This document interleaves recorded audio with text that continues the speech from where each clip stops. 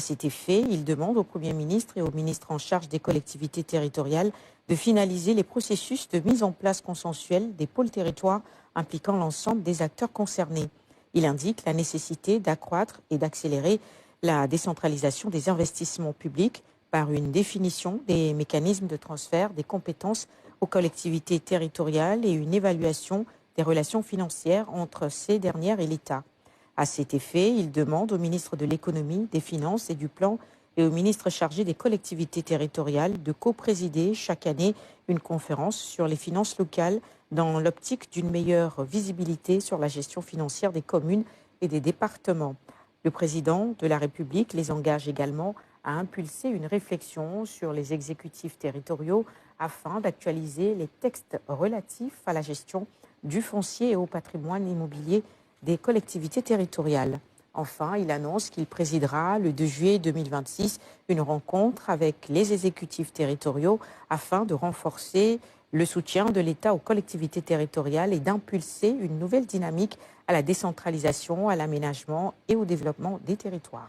Transformation de la gouvernance des finances publiques. Le chef de l'État fait observer qu'il a institué un ministère unifié de l'économie, des finances et du plan pour consolider et optimiser la gestion économique, budgétaire, financière et comptable de l'État dans une dynamique de maîtrise systématique de la planification des politiques publiques.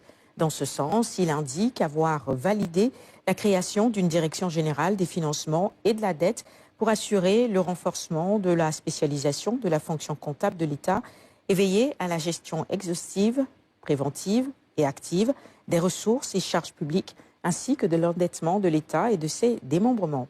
Le président de la République demande que les dispositions soient prises pour une mise en œuvre optimale de la transformation intégrale du système national des finances publiques. Enfin, il félicite le gouvernement pour la tenue du débat d'orientation budgétaire dans un contexte exigeant d'assainissement des finances publiques, de maîtrise stratégique de l'endettement public et de relance de l'économie en veillant à la forte implication du secteur privé national. Préparatifs du Grand Magal de Touba et du Maouloud.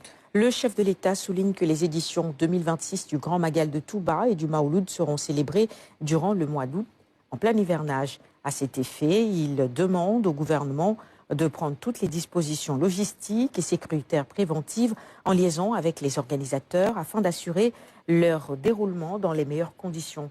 Dans ce sillage, il indique au ministre de la Santé et de l'Hygiène publique l'urgence de prendre toutes les mesures et dispositions pour l'ouverture du nouvel hôpital El Hadji Malick Sy de Tivaouane. Agenda du président de la République suivi de l'intégration, de la coopération et des partenariats. Le chef de l'État informe le Conseil qu'il a effectué du 21 au 23 juin 2026 une visite officielle en République fédérale d'Allemagne à l'invitation du président Frank-Walter Steinmeier et du chancelier allemand Friedrich Merz. Cette visite a été marquée par des rencontres avec les hautes autorités allemandes, des audiences avec des chefs d'entreprise, un forum économique germano-sénégalais et une table ronde avec des hommes d'affaires. Il remercie le président et le chancelier allemand pour l'accueil et la qualité des échanges ayant abouti à des résultats probants. Le chef de l'État annonce également avoir présidé le 30 juin 2026 la cérémonie de remise de diplôme aux magistrats de la promotion Dior Falso 2024-2026, placée sous le thème « L'indépendance de la justice, fondement de l'État de droit ». Au titre de la communication du Premier ministre. Monsieur le Premier ministre a présenté sa communication sur les points suivants. L'accélération des procédures de gestion des contentieux sur le foncier et le patrimoine bâti de l'État, la situation de l'approvisionnement en eau potable en milieu urbain et en milieu rural, rappelant l'importance stratégique de la gestion du contentieux foncier en milieu urbain au regard de son fort impact sur la vie des citoyens et l'activité économique, particulièrement le secteur du bâtiment et des travaux publics.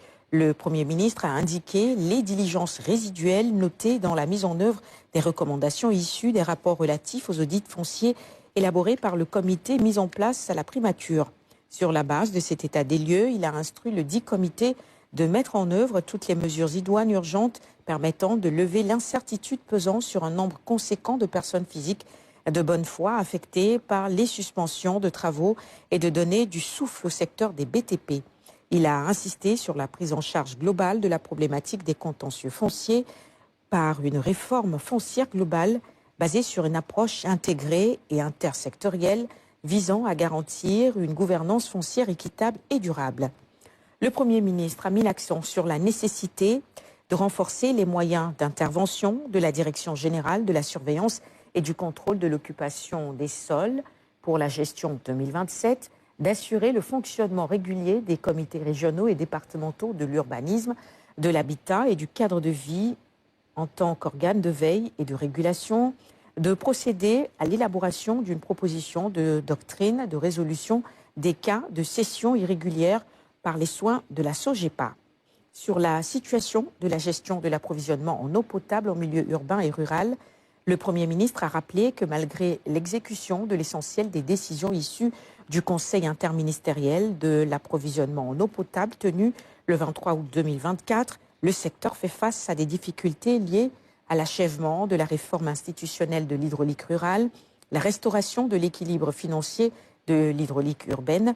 Il a demandé au ministre en charge de l'hydraulique, en relation avec le ministre en charge des Finances, de mettre en place un groupe de travail coordonné par la primature en vue de proposer au plus tard en fin juillet un plan d'action détaillé de résolution des insuffisances constatées.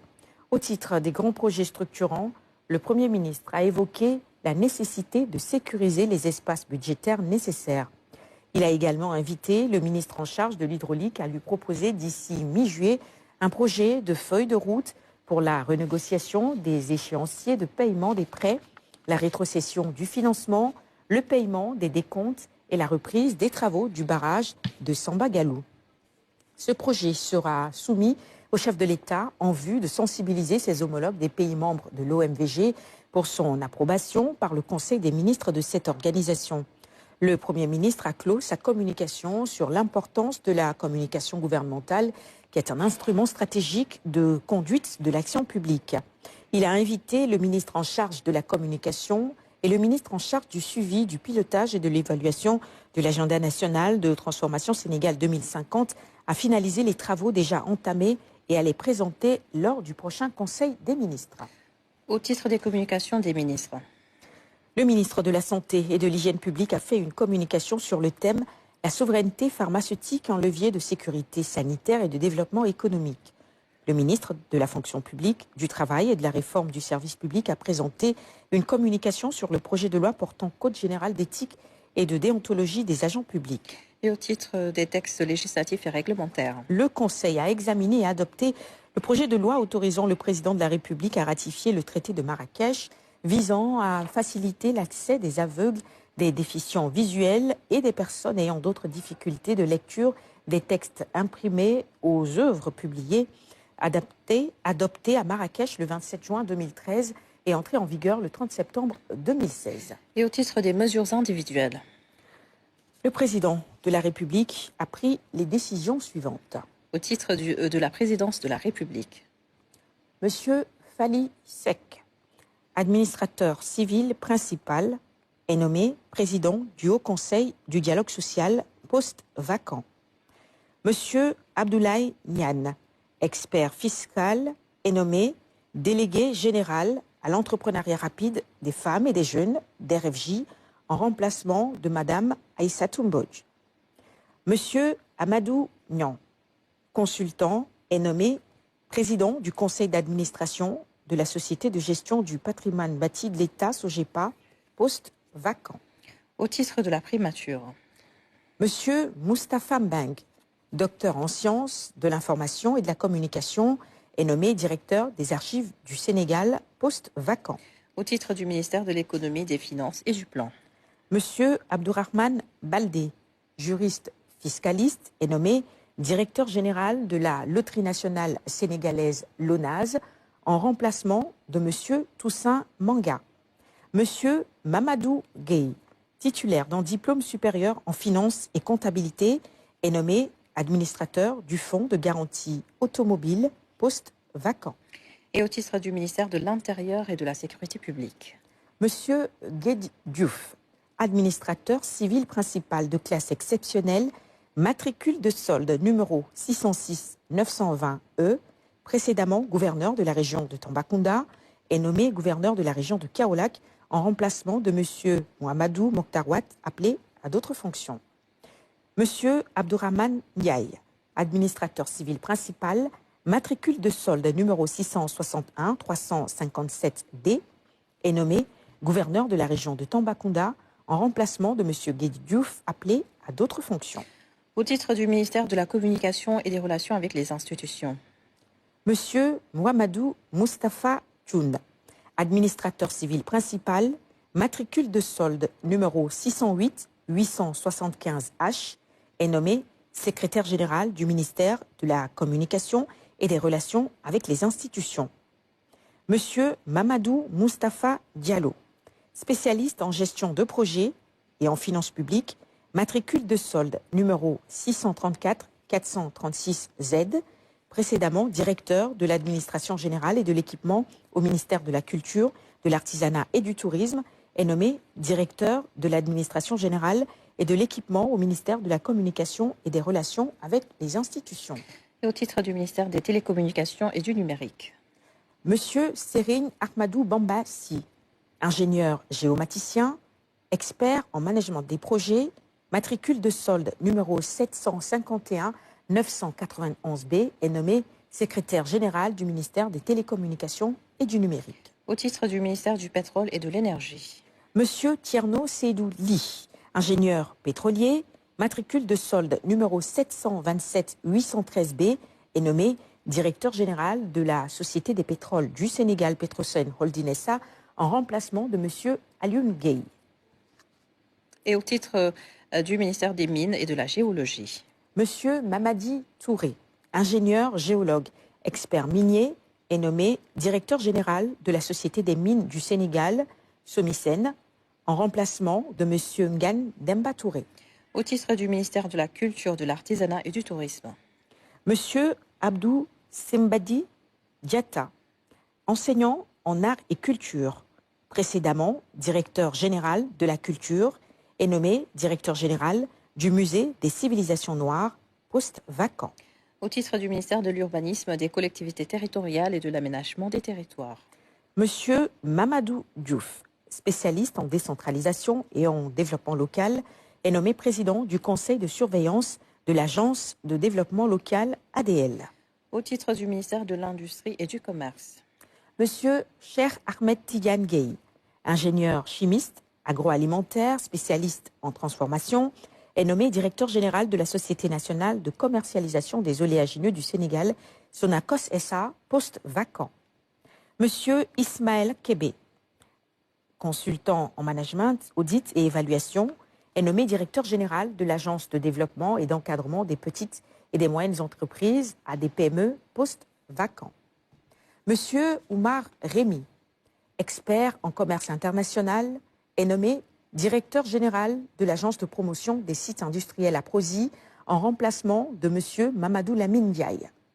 Au titre du ministère de l'Enseignement supérieur, de la Recherche et de l'Innovation. Monsieur Barka Sissé, manager des ressources humaines, est nommé directeur du Centre régional des œuvres universitaires sociales de l'Université Souleymane Niang de Matam, poste vacant. Monsieur Baye Mayoro Diop, enseignant-chercheur, est nommé directeur du Centre régional des œuvres universitaires sociales de l'Université Alioune Diop de Bombay, en remplacement de monsieur Aliou Sen. Et enfin, au titre du ministère de la Famille, de l'Action sociale et des Solidarités.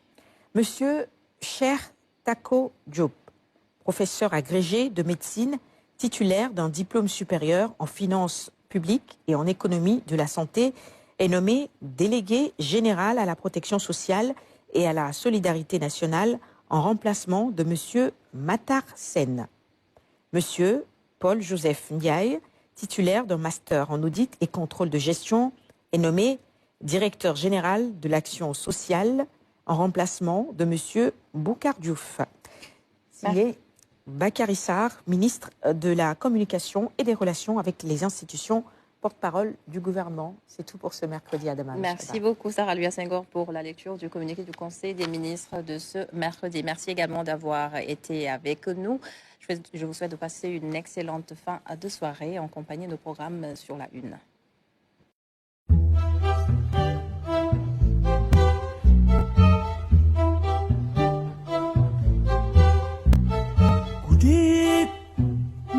guddee jidi mën a konto